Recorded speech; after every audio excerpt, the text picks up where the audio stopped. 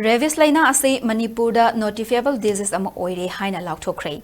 Ngasi Lamphel-da leiba Health Services ke office ta pangthokpa thoramda State Surveillance Officer Dr. Sanasam Gopal na haikibada Rabies haibasi sadagi mida sandokpa yamna khudong thibagi chang wangba Laina makhal amani.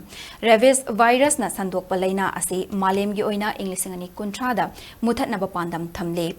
Pandam ase fangnaba Ministry of Health and the Family Welfare na Notifiable disease ni Haina Laothokkhre. Masiga mari lainana Manipur Laina ke Secretariat Health Department na su Rabies ase Notifiable disease ni haiduna Laothokkhre.